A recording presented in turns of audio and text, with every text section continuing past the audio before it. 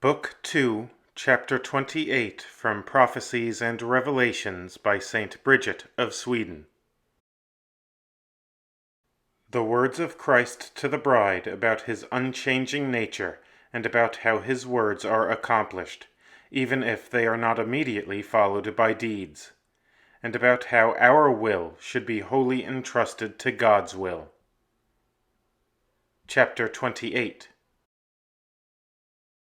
The Son spoke to the bride, saying, "Why are you so upset because that man claimed my words were false? Am I worse off because of his disparagement, or would I be better off because of his praise? I am, of course, unchangeable, and can become neither greater nor less, and I have no need of praise. A person who praises me does gain a benefit from his praise of me, not for me, but for himself. I am truth, and falsehood never proceeds or can proceed from my lips, since everything I have said through the prophets or other friends of mine, whether in spirit or in body, is accomplished as I intended it at the time. My words were not false if I said one thing at one time, another at another time, first something more explicit, then something more obscure.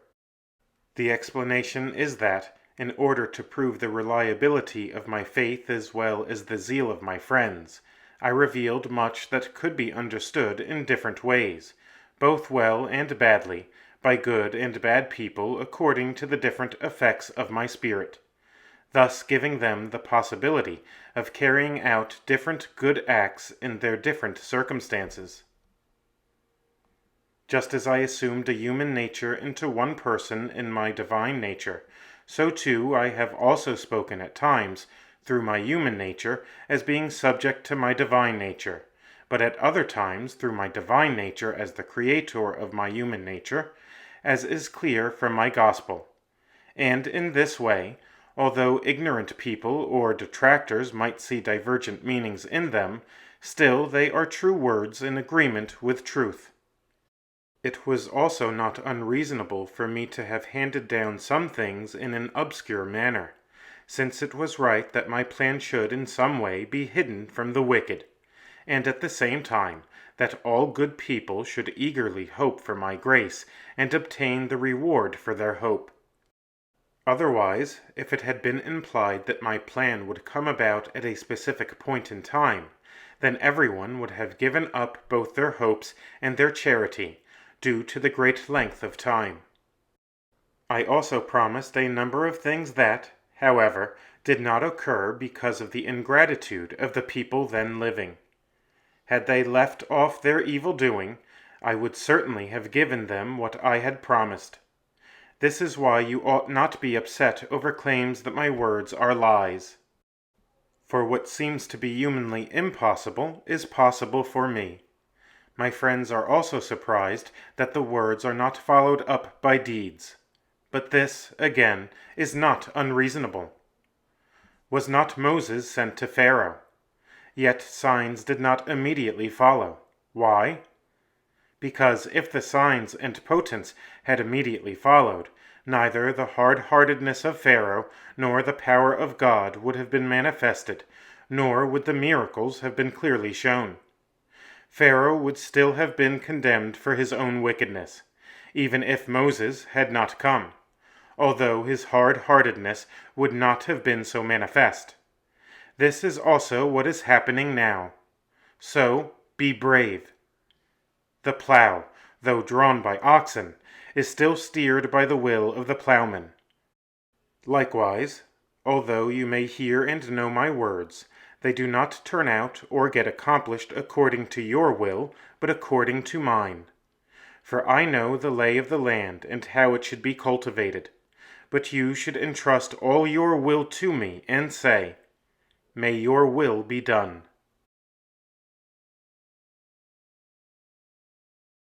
John the Baptist admonishes the bride through a parable in which God is symbolized by a magpie, the soul by its chicks, the body by its nest, worldly pleasures by wild animals, pride by birds of prey, worldly mirth by a snare. Chapter 29. John the Baptist spoke to the bride, saying, "The Lord Jesus has called you out of darkness into light, from impurity into perfect purity, from a narrow into a broad place. Who is able to explain these gifts, or how could you thank him as much as you should for them? Just do all that you can. There is a kind of bird called a magpie. She loves her chicks, because the eggs from which the chicks came from were once in her womb. This bird makes a nest for herself out of old and used things for three purposes. First, as a resting place. Second, as a shelter from rain and heavy drought. Third, in order to feed her young when they are hatched from the eggs. The bird hatches her young by lovingly settling herself on top of the eggs. When the chicks are born, the mother entices them to fly in three ways. First, by the distribution of food. Second, by her solicitous voice. Third, by the example of her own flying. Since they love their mother, the chicks, once they have got used to their mother's food, first travel little by little beyond the nest, with their mother leading the way. Then they go further away as their strength allows, until they become accomplished in the use and skill of flight. This bird stands for God, who exists eternally and never changes. From the womb of his divinity, all rational souls proceed. A nest is prepared for each soul out of used things, inasmuch as the soul is joined to a body of earth through which God nourishes it with the food of good affections, defends it from the birds of evil thoughts, and gives it respite from the rain of bad actions. Each soul is joined to the body in order that it may rule the body and nowise be ruled by it, and so that it may spur the body to struggle and provide for it intelligently. Thus, like a good mother, God teaches the soul to advance toward better things, and teaches it to leave its confinement for broader spaces. First, he feeds it by giving it intelligence and reason according to each one's capacity, and by pointing out to the mind what it should choose and what it should avoid. As the magpie first leads its chicks beyond the nest, so too the human person first learns to think thoughts of heaven, and also to think how confined and base the nest of the body is, how bright the heavens and how delightful eternal things are. God also leads the soul out with his voice when he calls, "He who follows me will have life. He who loves me will not die." This voice leads toward heaven. Anyone who does not hear it is either deaf or ungrateful for his mother's love. Third, God leads the soul out through his own flying, that is, through the example of his human nature. This glorious human nature had, as it were, two wings. Its first wing was that there was only purity and no defilement in it. Its second wing was that he did all things well. Upon these two wings, God's human nature flew through the world. For this reason, the soul should follow them as far as it can, and if it cannot do so in deeds, let it, at least, try to do so in intention. When the young chick is flying, it has to beware of three dangers. The first is wild animals. It must not land next to them on the ground, because the chick is not as strong as they are. Second, it must beware of birds of prey, since the chick does not yet fly as swiftly as those birds do, which is why it is safer to stay in hiding. Third, it should take care not to be lured by a baited snare. The wild animals that I mentioned are worldly pleasures and appetites. The young chick should beware of them, for they seem good to know, fine to own, beautiful to behold. But when you think you have got hold of them, they quickly go away. When you think they give you pleasure, they bite you without mercy. In the second place, the chick should beware of birds of prey. These represent pride and ambition. These are the birds that always want to rise higher and higher, and to be ahead of the other birds, and hate all those behind them. The chick should beware of them, and should want to remain in humble hiding, so that it does not grow proud of the grace it has received, or despise those that are behind it and have less grace, and does not think itself better than the others. Third, the chick should beware of being lured by a baited snare. This represents worldly mirth. It may seem good to have laughter on one's lips and pleasant sensations in one's body, but there is a barb in these things. Immoderate laughter leads to immoderate mirth, and the pleasure of the body leads to inconstancy of mind, which gives rise to sadness, either at death or earlier, along with distress. You should therefore hurry, my daughter, to leave your nest through the desire for heaven. Beware of the beasts of desire and the birds of pride. Beware of the bait of empty mirth. Then the mother spoke to the bride and said, Beware of the bird that is daubed with pitch, for anyone who touches it gets stained. This represents worldly ambition, unstable as the air, repulsive in its way of seeking favor and keeping bad company. Care nothing for honors, do not bother about favors, pay no attention to praise or reproach. From these things comes inconstancy of soul and the lessening of love for God. Be steadfast. God, who has begun to bring you out of the nest, will keep nourishing you until death. After death, however, you will hunger no more. He will also protect you from sorrow and defend you in life. And after death you will have nothing to fear.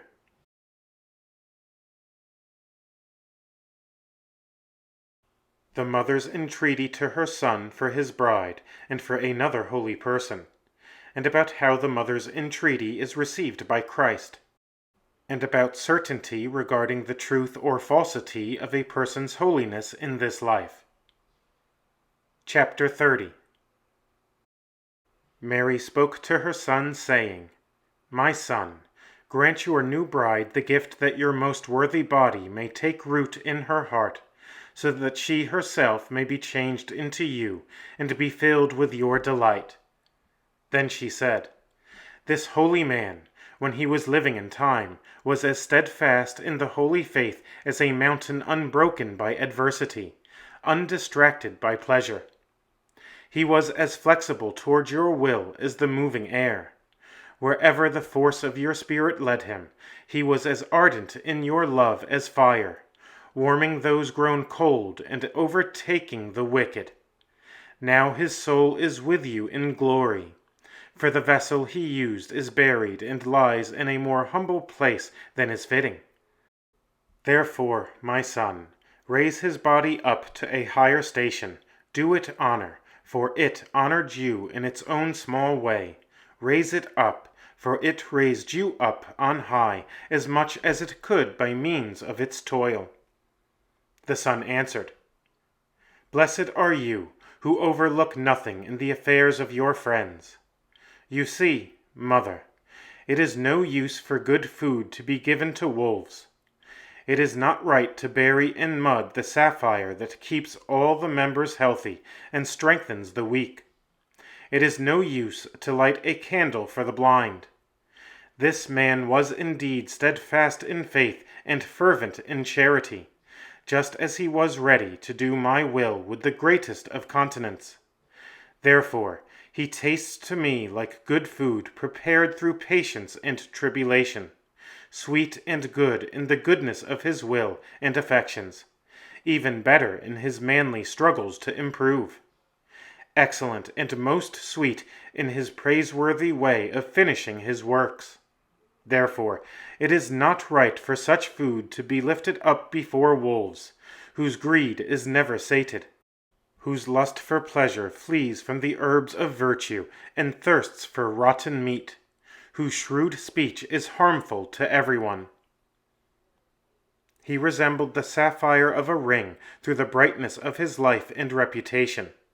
proving himself to be a bridegroom of his church, a friend of his Lord, a preserver of the holy faith, and a scorner of the world.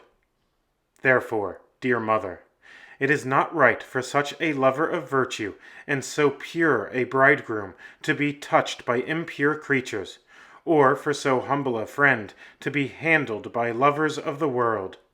In the third place, by his fulfillment of my commandments and by teaching of a good life, he was like a lamp on a lampstand. Through his teaching, he strengthened those who were standing, lest they fall. Through this teaching, he raised up those who were falling down. Through it, he also offered inspiration to those who would come after him to seek me.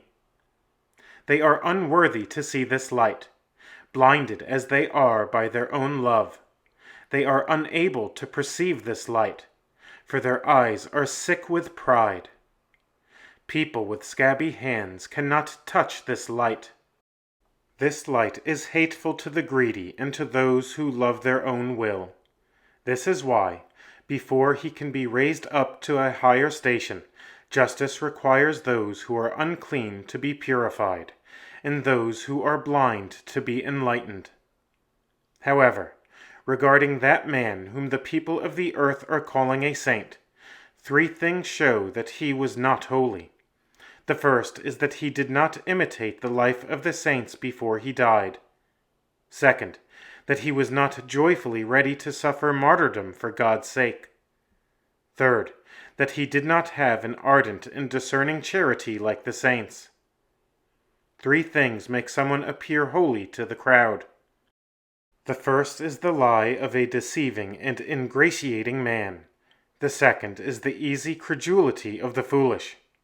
The third is the cupidity and lukewarmness of prelates and examiners. Whether he is in hell or in purgatory is not given you to know until the time comes for telling it.